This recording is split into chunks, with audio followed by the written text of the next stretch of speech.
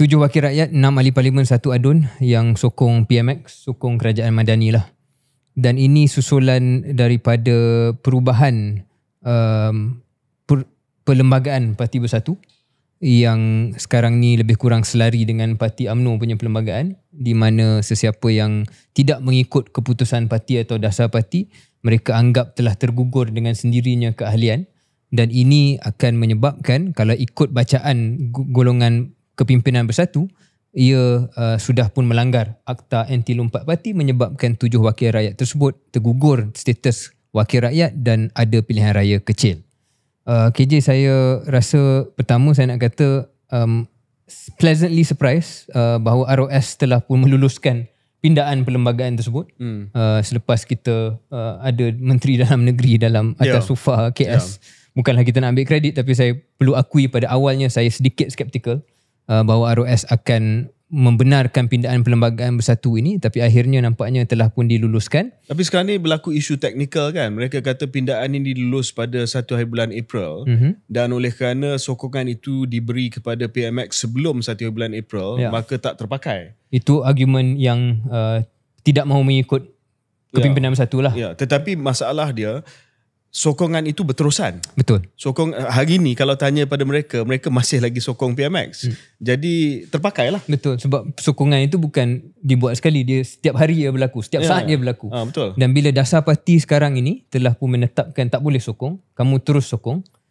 Dan saya rasa dari segi perundangan pun ikut bacaan saya, mungkin kita explain sikit kepada penonton dan pendengar KS tentang perkara ni. Sebab dalam Akta Lompat Parti ada loophole yang menyatakan bahawa, ataupun yang tidak menyatakan bahawa, sekiranya menyatakan sokongan di parlimen terhadap parti lain ataupun pemimpin daripada parti lain, maka tidak langgar Akta Lompat Parti. Kecuali dah ada dasar parti. Kecuali ada perlembagaan parti yang menyatakan bahawa itu adalah sesuatu tindakan yang secara automatik menggugurkan keahlian. Correct ya? Betul. Correct, betul.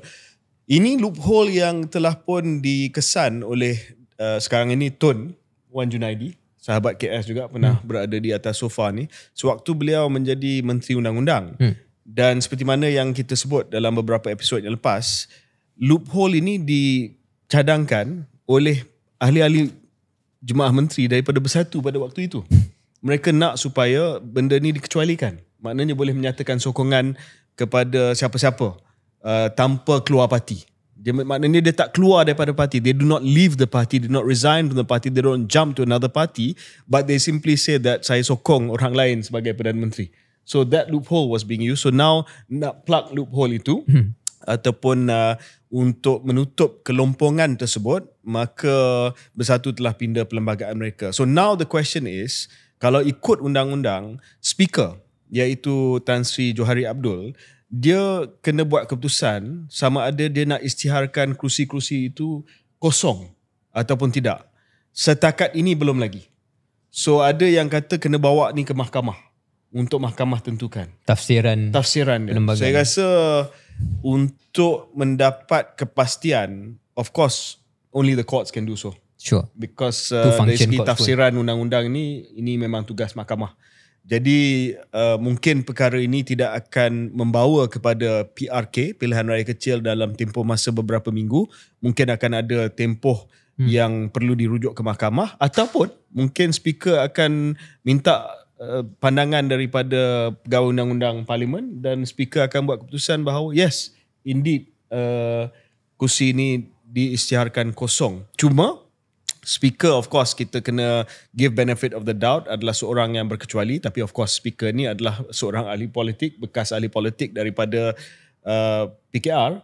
Dia akan baca suhu politik juga. Sebab kalau pergi ke PRK dalam keadaan hari ni, Syaril, kalau pergi ke PRK 6 parlimen dalam keadaan hari ni, saya rasa at least 5, kalau tak semua 6 kursi parlimen tu akan dimenangi oleh Bersatu, oleh PN lah, kalau ikut sentimen hari ni. Dan itu akan memberi satu kesan yang buruk kepada Madani. Bagi saya ada 2 poin KJ tambahan. Satu ialah dari segi semangat perundangan ini dibuat in the first place. It's making a mockery out of the law and the spirit lah. Yeah, of course. Kedua, soal teknikal, okay fine. Tapi kedua yang saya nak cakap ni bukan soal teknikal sebab biar perundangan dan juga mahkamah tentukan kalau sampai ke proses itu. Kedua adalah soal politik macam KJ cuba gambarkan tadi. Kenapa mungkin kerajaan Madani tak nak pilihan raya kecil, kekhawatiran untuk kalah dan sebagainya. Pada pandangan saya buat je lah. Kerana boleh memainkan naratif bahawa ini adalah kerusi yang memang dimenangi oleh Perikatan Nasional. Itu pun alasan yang mereka berikan setelah kekalahan pilihan raya negeri. Jadi it's not the end of the world. Dan ini adalah peluang untuk test. Adakah peratusan sokongan kepada PH telah berkurang, bertambah, yang data points yang lebih baik daripada hanya survey Merdeka Center dan sebagainya. Ya, saya setuju. Cuma itu satu tindakan yang berisiko tinggi lah. Sebab of course kita boleh gunakan PRK sebagai test. Kita boleh gunakan alasan bahawa ini memang kursi PN. Tetapi setelah setahun lebih menjadi kerajaan, kalau tidak ada peningkatan langsung, itu sebenarnya adalah tamparan hebat kepada kerajaan. Dan kita kena faham, Syaril, bahawa kerajaan Madani ni, they are going through quite a difficult year. Dari segi public perception. Dan kalau ada pukulan maut after pukulan maut, you know, it's going to add to that deficit, not just the trust deficit, but deficit dari segi sokongan politik yang mungkin mereka tak boleh kejar dengan masa yang baki ni. Satu, dari segi bacaan politik, dia akan tunggu selepas KKB. Sebab tak lama lagi akan berlaku PRK KKB, Kuala Kubu Baru.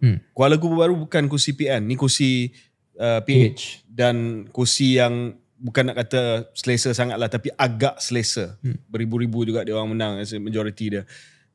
If anything happens in KKB, then I think dia mati-matian tak akan risk by-election. Right. Sebab KKB dia punya peratus pengundi bukan Melayu, non-Malays, especially Chinese tu agak tinggi berbanding dengan most of these seats yang dalam kursi parlimen ni majority Melayu. Yalah, very much majority Melayu, Malay belt seats. So dia akan tengok kalau dia kalah KKB and then dia risk another 6 seats, 7-0 tahun ni. That's bad. Right. Sebab ayat dia satu aja, 7-0.